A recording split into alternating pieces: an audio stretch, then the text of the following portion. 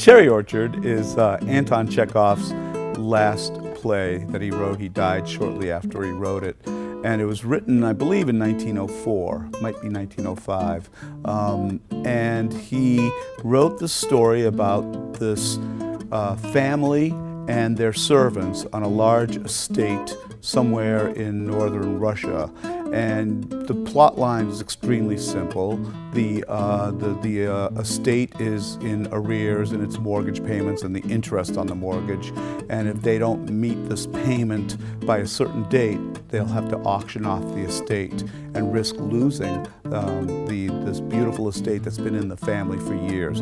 It's a cherry orchard, of course, so the estate is famous for its large orchard of cherry trees, but it's in great disarray. There hasn't been much money in the family for quite a while, and the head of the household is a woman, a middle-aged woman who has fled Russia about 5 years before the play starts and moved to Paris with her boyfriend, who has abused her, robbed her, taken advantage of her, and she decides to leave Paris and come back to her estate because she has this great longing for Russia and misses her daughters who live on the estate. And that's the very simple plot line that if they don't pay their debt on the estate, it will be sold. We've taken the play and we've moved it to 1911, just a few years forward, without disrupting the historical content of the play. The reason why we did that was for kind of obvious reasons, that it's 100 years later that we are now seeing it, being 2011. And we've talked about how money is tight, the mortgage is due, if they don't pay up on it, they'll lose their home. And that's obviously what's been going on in America recently. We've also been focusing a lot on the differences in classes. In this particular play, there is a noticeable difference between the aristocracy of this woman Lyubov and her brother Gaev and her two daughters, who are part of this once proud family that was wealthy and had great control and owned slaves. Now these former slaves are servants on the estate, or in the case of one of the key characters, a successful entrepreneur who's making a lot of money and enjoying it quite a bit. So let's do one more time from I'm going. Carthy? Mm-hmm. That was really nice. Really, really good. I was gonna, ask you to be more threatening. I thought this time you were a little bit more. Humanity, as it progresses, attempts to perfect itself. What is unattainable now will one day be usual, but not without our working at it. In Russia, few do anything worthwhile. Intellectuals look for no truth, do nothing, don't know how to work. They call themselves intelligentsia, while treating their servants with contempt. Peasants like animals. They don't educate themselves or read serious books. They chatter about science. And what do they know about art? A grim face, they philosophize, while workers are badly nourished. Sleep 30, 40 to a room. With no real beds, but with bed bugs, foul odors, dampness, and immoral degradation. Our fine talk serves to divert blindness.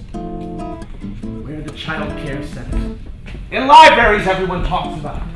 In novels, yes, but in life, they don't exist. What does exist is dirt, vulgarity, and our medieval ways.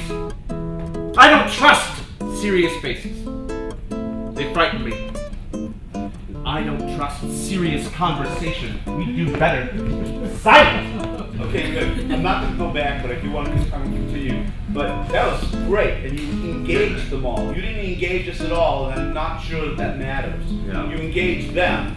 If we could add to it, you engage us as well, and you find key moments. I would say that maybe you told us about this intellectual and that peasant. That would be fine. But you went right to Lyubov. You went right to Varya. Where did they consider? One of the things that have attracted me to Chekhov in general and the Cherry Orchard specifically is that a lot of times people mistake Chekhov as being a very gloomy gloom and doom writer, where his characters are all feeling so sorry for themselves and wearing their hearts on their sleeves and just languishing about how miserable life is. And that's really a misconception. And Chekhov himself was pretty disappointed when Stanislavski took his plays, and he had a bittersweet relationship with Stanislavski, the famous Russian director and actor who ran the Moscow Art Theater. Stanislavski took his plays and he did them in a very kind of heavy, dark interpretation that really upset Chekhov quite a bit.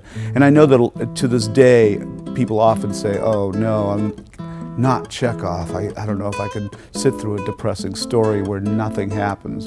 Well, we're taking more of a Seinfeld approach to the play, Steinfeld, where the characters, it's important to really highlight the comedy, because he's making fun of these